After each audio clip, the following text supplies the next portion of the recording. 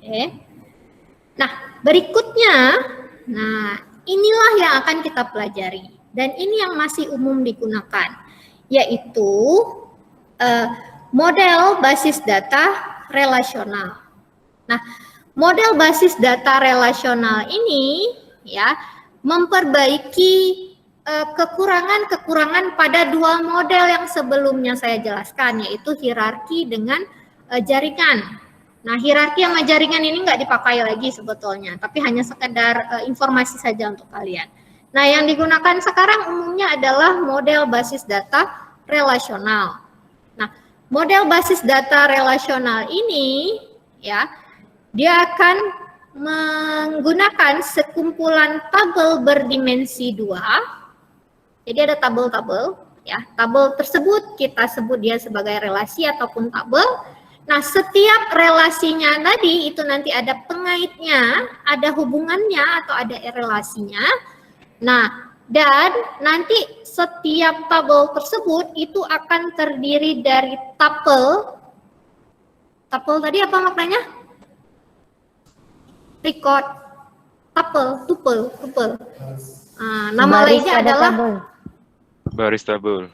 Ya, baris.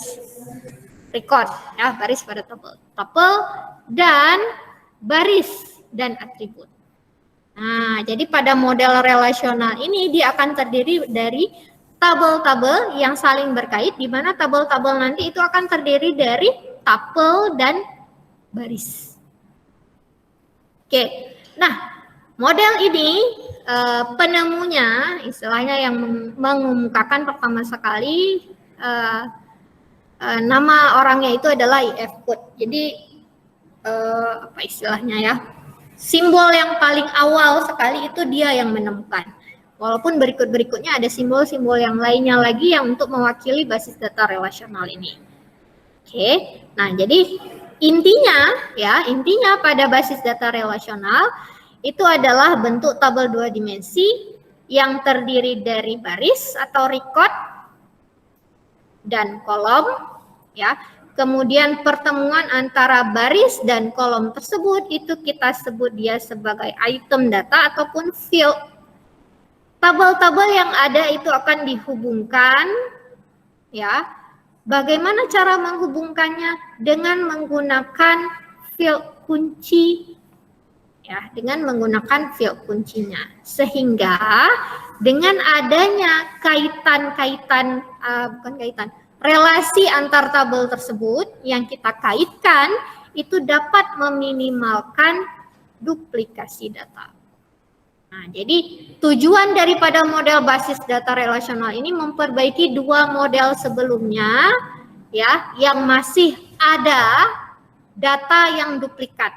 Nah, sedangkan dengan menggunakan model basis data relasional ini kita minimalkan data yang duplikat tersebut. Oke, nah contohnya seperti ini. Nah, bentuknya jadi lebih berbeda ya. Nah, ini gambarannya yang kita sebut dia sebagai kayak ada semut IR diagram. Ya, nah gambaran model basis data relasional sewaktu kalian merancang itu perancangannya bisa kita gunakan diagram yang sebutannya adalah IR diagram, Entity Relationship Diagram. Nah, bentuknya lebih kurang seperti ini. Bagaimana cara buatnya? Insya Allah minggu depan akan kita bahas. Ya, secara garis besarnya ini mewakili tabelnya itu nanti. Ini adalah relasinya, ini relasinya, ini relasi.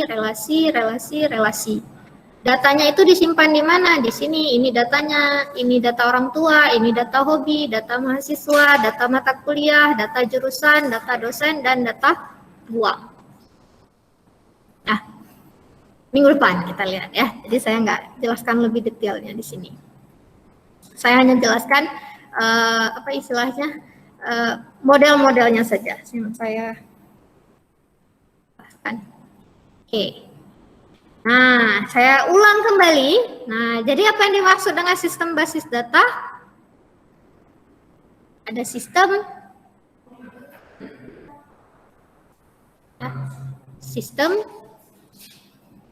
yang terdiri daripada basis datanya, ya, kumpulan file tabel yang saling berhubungan. Nah, itu yang kita sebut sebagai basis data.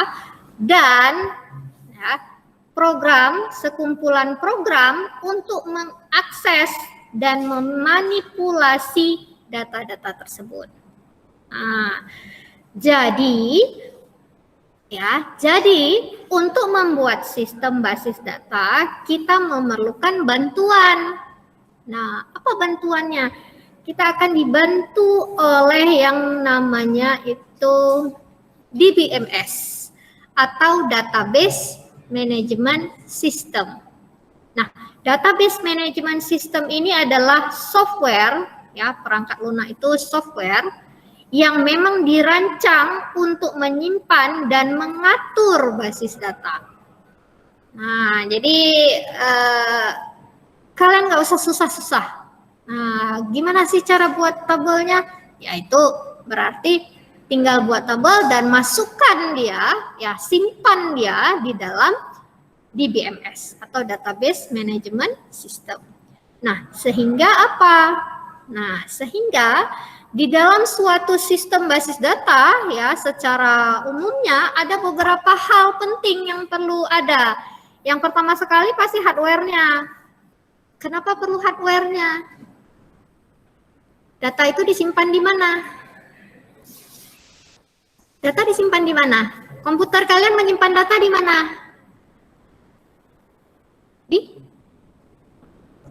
Di dalam sistem. Di mana data disimpan di dalam komputer? Hard disk. Di hard disk. Nah, hard disk, ya, bukan di dalam drive. Drive itu yang C, D dan seterusnya, itu drive namanya. Nah, data disimpan di hard disk. Jadi maknanya apa? Kalau kita membuat sistem basis data, pastilah kita memerlukan hardware-nya. Hardware-nya itu seperti apa? Hard disk-nya. Apakah itu berupa hard disk yang ada di komputer kita sendiri ataupun hard disk yang ada di dalam server. Ya. Nah, itu hardware. Kemudian apa saja? Sistem operasinya. Nah, kalau kalian install DBMS-nya itu di komputer sendiri, misalnya pakai sistem operasi Linux, ya berarti sistem operasi untuk mengakses data basis data tersebut ya pakai Linux. Kalau misalnya sistem operasinya pakai Windows, ya berarti pakai Windows. Nah, sistem operasi. Berikutnya apa? Ya jelas yang namanya sistem basis data ya berarti dia akan menyimpan data kan? Nah, berarti di dalamnya ada basis datanya. Kemudian apalagi komponen penting lainnya? Nah, ini yang paling penting, DBMS-nya. Ya. Jadi DBMS ini mempermudah, ya, make life easier bagi programmer. Jadi dengan adanya DBMS kita dapat mudah untuk memanage, ya, memanage data-data yang kita simpan. Nah, apa saja contoh-contohnya? Ada MySQL, ada Microsoft SQL Server, ada Microsoft Access, ada Oracle, ya, ada DB2. DB2 ini punya IBM kalau nggak salah, ya, IBM. Kemudian ada PostgreSQL, ada SQLite. Nah, kalau mau buat aplikasi di Android misalnya, database bawaan yang bisa digunakan pada HP Android itu menggunakan database SQLite. Kemudian ada MariaDB. Nah, kalau kalian nanti install untuk praktikum, mau install MySQL langsung boleh juga. Nah, namun kadang-kadang untuk mudahnya biasanya orang menginstalnya melalui aplikasi SAM. Jadi SAM ini sekarang, kalau dulu bawaan database-nya itu adalah MySQL. Namun sekarang bawaan database pada SAM ini adalah MariaDB. Ya, sama. Kenapa sama? Karena MariaDB ini istilahnya MySQL itu dulu open source. Jadi maknanya semua orang itu bisa mendevelop atau menambah, memperbaiki software MySQL ini. Namun kemudian dia menjadi software yang komersial atau dijual, ya. Sehingga kemudian yang open source-nya, versi open source-nya itu sebelumnya itu diadopsi oleh MariaDB. Jadi memang antara MySQL sama MariaDB ini istilahnya saling terkait, ya. Jadi kalau kalian buat pakai MySQL kemudian mau dipindahkan ke MariaDB bisa, nggak ada masalah. Kemudian komponen lainnya itu jelas usernya. Nah, usernya siapa? Kalian sebagai programmer, ya berarti programmernya. Kemudian apalagi usernya? Usernya pengguna aplikasi yang kalian buat. Nah, itu berarti pengguna aplikasinya. Nah, dan aplikasi-aplikasi lain yang diperlukan. Oke, nah itu komponennya. Ya.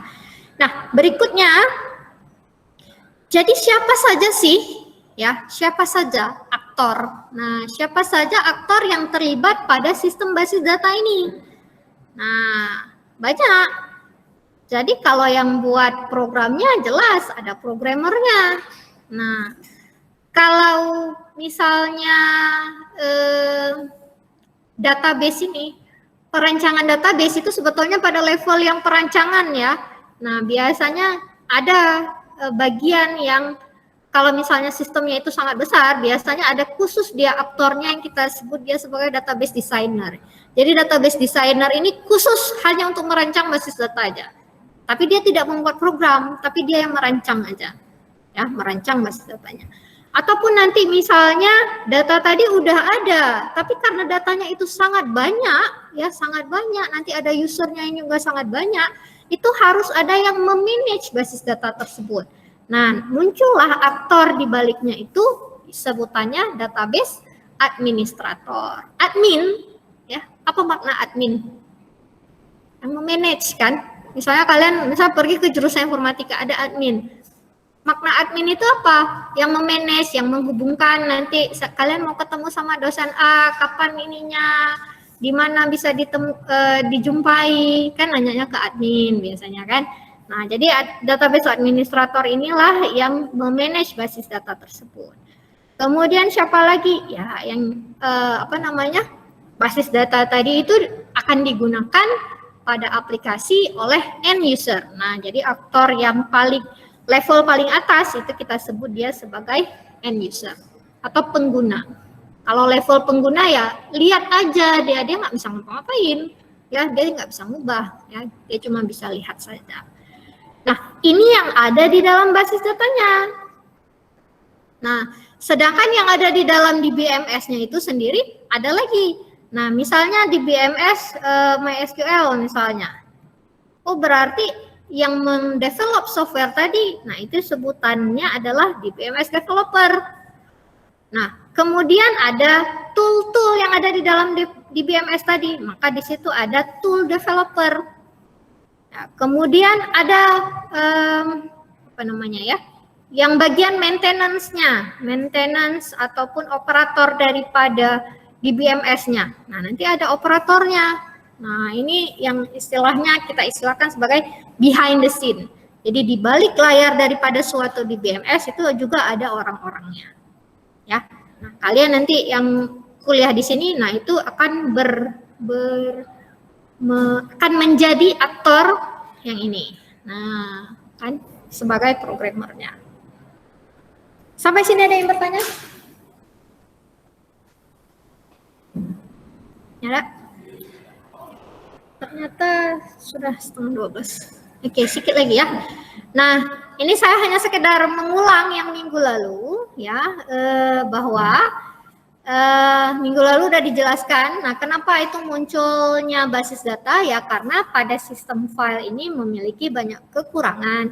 Nah, kenapa banyak kekurangan? Karena file-file tadi itu sifatnya terpisah, ya kan? Misalnya di sini ada file student, ada file mata kuliah, ada file dosen. Misalnya file studentnya itu digunakan oleh aktornya itu student admin. Nah, untuk membuat apa? Untuk membuat daftar daftar student per tahun misalnya, ya. Jadi masing-masing file ada kegunaannya masing-masing. Nah, kemudian karena antar data tadi itu bisa saling berguna, saling digunakan, akhirnya dilakukanlah sharing data. Nah, ternyata waktu di sharing data yang berupa file tadi, itu terjadi replikasi. Kenapa replikasi? Karena kan datanya itu tidak terpusat ya, tidak terpusat. Jadi siapa yang pakai, dia yang akan ambil. Misalnya kita ingin membuat sistem penjadwalan misalnya, jadwal kuliah ya, jadwal kuliah.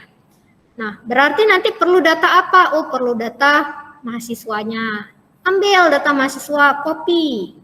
Nah, kemudian mungkin perlu data mata kuliahnya. Ambil data mata kuliah, kita copy lagi. Kemudian perlu ada data dosennya. Ambil data dosen, kita copy ke tempat kita. Nah, jadi maknanya apa? Terjadi replikasi berulang, ya. Sehingga akibatnya apa? Menjadi redundant.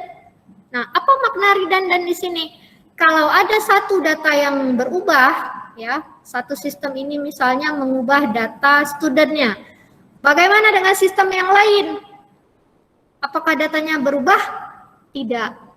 Kenapa tidak berubah? Karena dia tidak terpusat.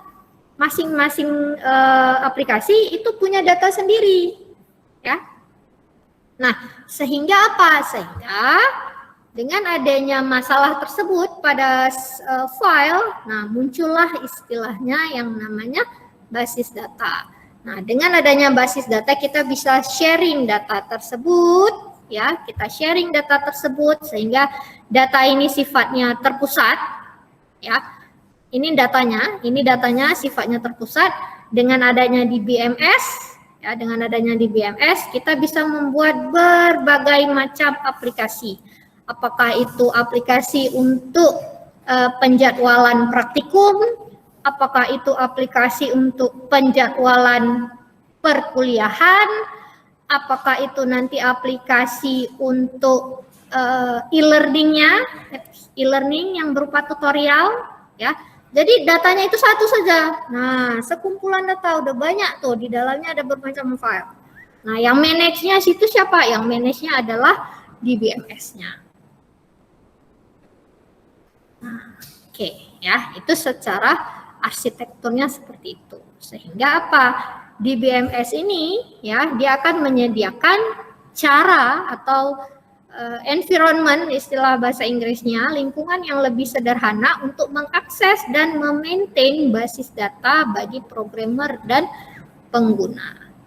Jadi yang akan kalian pelajari itu selain dari konsep pemodelannya, bagaimana cara memodelkan, bagaimana jika ada suatu masalah seperti ini, bagaimana cara buat basis datanya, ya. Selain daripada itu, kalian juga akan menggunakannya, mengimplementasikan basis data tersebut dengan menggunakan di BMS. Nah, inilah yang nanti akan dipelajari di praktikum. Ya, jadi penggunaan di BMS-nya itulah yang akan dipelajari di praktikum. Ada yang bertanya sampai sini? Panjang penjelasannya ya. Entah paham atau tidak ya. Mudah-mudahan paham. Tapi karena ini saya record, nanti saya akan upload ke YouTube. Saya share linknya baik di WA group maupun di apa istilahnya di e-learning. Ya. Ada yang ingin bertanya?